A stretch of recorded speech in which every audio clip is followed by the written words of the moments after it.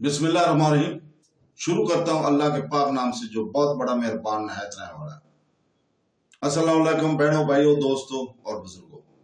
آج ہم اسلامی تاریخ کے اس معلوماتی سلسلے کی قسط نمبر 60 میں ہم بیان کر رہے ہیں حضرت خالد بن ولید کی فتح ہیرا۔ خلیفہ ابوبکر صدیق رضی اللہ تعالیٰ کے دور میں خلافت راشدین کی ابتدائی توسیع کا ایک اہم واقعہ تھا۔ تو دوستو، اس فتح نے میسوپوٹیم کے قلب میں مسلم افواج کے دخول کو نشان زد کیا اور انہیں ساسانی فارسی سلطنت کے ساتھ براہ راست تسلیم میں لایا۔ ہیرا عراق کا ایک ممتاز شہر اور اقتصادی اہمیت کا حامل ہے، جو اس کے آگے بڑھنے والے مسلم افواج کے لیے ایک قابل قدر ہدف تھا۔ اسلامی تاریخ کے عظیم ترین فوجی رہنما میں سے ایک حضرت خالد بن ولید کی کمان میں مسلم فوج نے تیزی سے اور مؤثر طریقے سے شہر پر قبضہ کر لیا تھا۔ تو جس سے خطے میں مسلمانوں کا کنٹرول مضبوط ہو گیا اور مستقبل کے فتوحات کی راہ ہموار ہوئی تھی۔ ہیرا لخمی سلطنت کا دارالحکومت تھا، جس نے طویل عرصے سے ساسانی فارسی حکمرانی کے تحت ایک جاگیر ریاست کے طور پر کام کیا تھا۔ یہ شہر اپنی دولت، سخاوت اور سیاسی اثر و رسوخ کے لیے جانا جاتا تھا، جو میسوپوٹیمیا میں تجارت اور انتظامیہ کے ایک بڑے مرکز کے طور پر کام کرتا تھا۔ دریائے فرات کے کنارے واقع یہ اچھی طرح سے مضبوط تھا اور ایک پوزیشن پر فائز تھا جو وسط عراق تک رسائی کو کنٹرول کرتا تھا۔ لاہید میر، جنہوں نے تاریخ کے طور پر جزیرہ نما عرب اور سلطنت فارس کے درمیان بفر کے طور پر کام کیا تھا، جب مسلمانوں نے اپنے خاندان کو ختم کر دیا تو کمزور ہو گئے تھے۔ اس نے ہیرا کو کمزور کر دیا، جس سے خلافت راشدین کو فارسی کے زیر قبضہ علاقوں میں اپنے اثر و رسوخ بڑھنے کا موقع دیا۔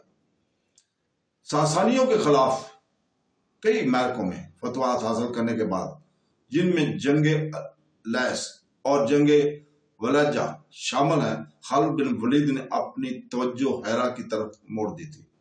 شہر کی فتح حضرت ابوبکر صدیق کی عظیم شان حکمت عملی کا حصہ تھی، تاکہ اہم شہروں پر قبضہ کر کے اور میسوپوٹیمیا پر ان کے کنٹرول میں خلل ڈال کر سلطنت فارس کے کمزور کیا جا سکے۔ ہیرا کا زوال نہ صرف مسلم فوج کو ایک لاجسٹک بنیاد فراہم کرے گا، بلکہ انہیں مقامی عرب آبادی کی حمایت حاصل کرنے کا بھی موقع ملتا ہے، جن میں سے بہت سے فارسی حکمرانوں سے ناراض تھے۔ حضرت خالد بن ولید، جو اپنی حکمت عملی کے مہارت اور تیز رفتار فوجی مہمت کے لیے مشہور تھے، سن 633 عیسوی میں اپنی فوج کو ہیرا کی طرف لے گئے۔ انہوں نے اور فوج نے پچھلی لڑائیوں میں پہلے ہی فارسیوں پر اپنی برتری ثابت کر دی تھی، اور ان کی تیز رفتار حرکت نے انہیں ایک اہم فائدہ پہنچایا۔ حیرت اور رفتار کی اہمیت کو سمجھتے ہوئے حضرت خالد بن ولید نے ہیرا کی طرف ایک منصوبہ بند مارچ کیا، اس بات کی رہنمائی یقینی بناتے ہوئے کہ شہر کے پاس مؤثر دفاع کی تیاری کے لیے کم سے کم وقت ہو۔ جیسے جیسے مسلم افواج قریب آئی، فارسی افواج کے خلاف ان کی فتوحات کی خبریں پھیل گئی۔ ہیرا کے باشندوں میں خوف و ہراس پھیل گیا۔ شہر کے حکمرانوں اور عمرا حضرت خالد بن ولید کی زبردست شہرت سے واقف تھے۔ انہوں نے محسوس کیا کہ براہ راست فوجی تصادم ممکنہ طور پر شکست پر ختم ہوگا۔ طویل محاصرے کی تیاری کرنے کے بجائے بہت سے رہنماؤں نے تباہی سے بچنے کے لیے احتیاط ڈالنے کی شرط پر بات چیت کرنے پر غور کیا۔ شہر تک پہنچنے کے لیے حضرت خالد بن ولید نے ہیرا کے ارد گرد حکمت عملی کے ساتھ اپنی افواج کو تعینات کیا اور فرار ہونے کی ممکنہ راستوں یا کموں کو کاٹ دیا۔ مسلم افواج اچھی طرح سے لیس اور انتہائی نظم و ضبط سے لیس تھی، جس سے یہ واضح ہوتا تھا کہ کوئی بھی مزاحمت سے بے سود نہ ہوگی۔ پورے پیمانے پر حملہ کرنے سے پہلے حضرت خالد بن ولید نے شہر کے رہنماؤں کے پاس ایلچی بھیجے، انہیں اسلام کی شرائط کے تحت پرامن طریقے سے ہتھیار ڈالنے کا موقع فراہم کیا۔ ہیرا کے رہنما तबाह कुन हमले के खौफ से मुज़ाकरात पर आमादा हो गया। तो दोस्तों, इस जंग के नतीजे के मुकाबले में हथियार डालने की शराइत निस्बतन नरम थी। इराकी लोग जजिया अदा करने पर राजी हो गए, तहफ़्फ़ुज़ और मजहबी आज़ादी के बदले गैर मुसलमानों पर आयद टैक्स और खिलाफत राशिदीन के अख्तियार को तस्लीम किया। बदले में इनकी जानो माल और आबादत गाहों को महफूज किया गया। ये नुक्ता नजर जंग के इस्लामी असूलों से अहम था, जिसने इंसाफ पर जोर दिया और गैर मुस्लिम कम्युनिटी को इस्लामी हुक्मरानी के तहत पुरअमन बकाए बमी का ऑप्शन पेश किया। मुआहदा तय पाते ही हजरत खालिद बिन वलीद बगैर किसी खून रेजी के हेरा में दाखिल हुए। शहर का पुरअमन हथियार डालना इसकी क़यादत और सफारती मुहम्मरात का सबूत है, जिससे ये ज़ाहिर होता था कि फौजी फतह सिर्फ जंग के बारे में नहीं थी, बल्कि मुज़ाकरात के बारे में भी थी। हेरा का सकूत मुसलमानों के इब्तिदाई फतवात में एक अहम संगे मेल साबित हुआ था। शहर के तजारी महल्लो वकू ने इससे एक कीमती फौजी अड्डा बना दिया था, जिससे मुसलमानों अफवाज को इस पास इलाके पर कंट्रोल हासिल हुआ और फारस के इलाकों में मजीद दर अंदाजी की सहूलत फराहम हुई। मुसलमान हुक्मरानों के तहत हेरा के साथ इजाफी फतवात के लिए रास्ता खुला था, जिसमें कलीदी शहर जैसे के अंबार और फारस का दरगाह शामिल थे। फतह के फौरी नताइज में से एक मकामी अरब कबाइल के खिलाफत राशिदीन की बैत थी। बहुत से अरब ईसाई जो फारस के हुक्मरानी के तहत रह चुके थे, मुसलमानों के फतह को बचाए आजाद ख्याल करते थे। हेरा के लोगों ने साथ मुनसफाना सलूक जाबराना फारसी हुक्मरानी के खात्मे के साथ मिलकर बहुत से मुकामी कबाइल को नई इंतजामी की हमायत करने की तरकीब दी। इससे हजरत खालिद बिन वलीद को बड़े पैमाने पर बगावत का सामना किए बगैर हमल खित्ते पर अपनी गिरफ्त मजबूत करने में मदद मिली। मुआशी तौर पर हेरा के फतह से मुसलमानों के खजाने में बेपनाह दौलत आई। ये शहर अपनी खुशहाली के लिए जाना जाता था और जमा करदा जजिया ने खिलाफत के माली और मसाइल को नुमाया तौर पर तकवीत बख्शी। मजीद बरा हेरा के कंट्रोल ने मुसलमानों को तजारती रास्तों और सप्लाई लाइनों को महफूज बनाने की इजाजत दी, इस बात को यकीनी बनाने हुए कि इनकी फौज मुस्तकबिल की मुहम्मत के लिए अच्छी तरह से मुहैया की जाएगी। अस्करी तौर पर हेरा पर कब्जे ने हजरत खालिद बिन वलीद की हिकमत अमली और तासीर को ज़ाहिर किया।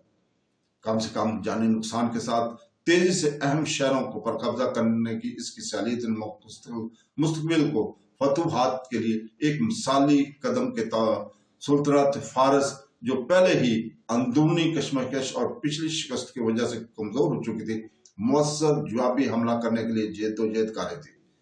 हेरा के नुकसान ने मेसोपोटामिया पर फारसी कंट्रोल का मजीद गैर मुस्तहकम कर दिया और इनकी सुल्तनत की कमजोरियों को बेनकाब कर दिया।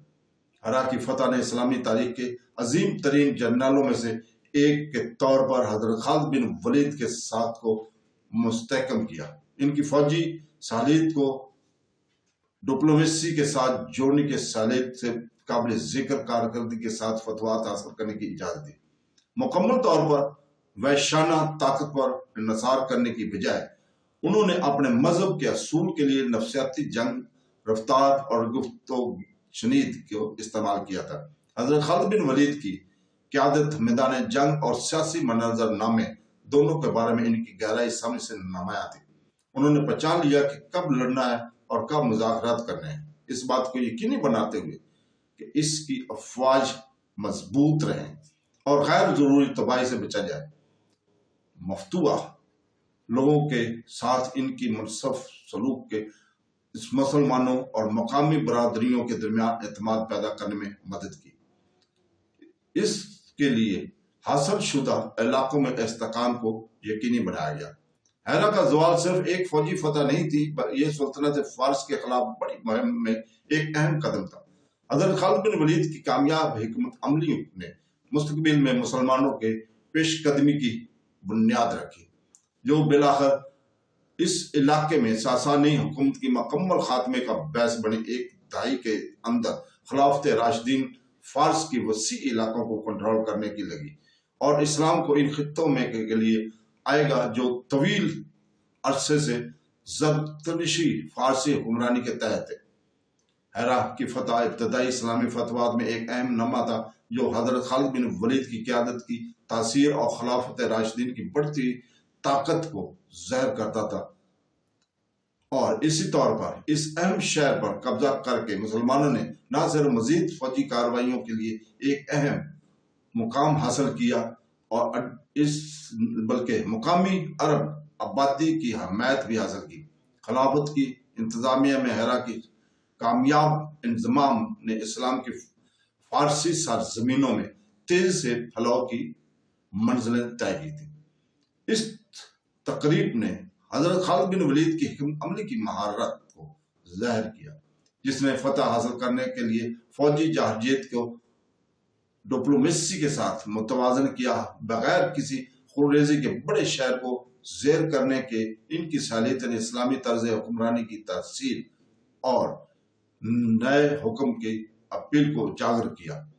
ہیرا کی فتح نے فتوحات کے سلسلے کا آغاز کیا جو بالآخر سلطنت فارس کے زوال اور اس علاقے میں اسلامی حکومت کے قیام کا باعث بنی۔ اس کے ساتھ ہی ہم آج آپ سے اجازت چاہتے ہیں، کل تک کے لیے اللہ حافظ۔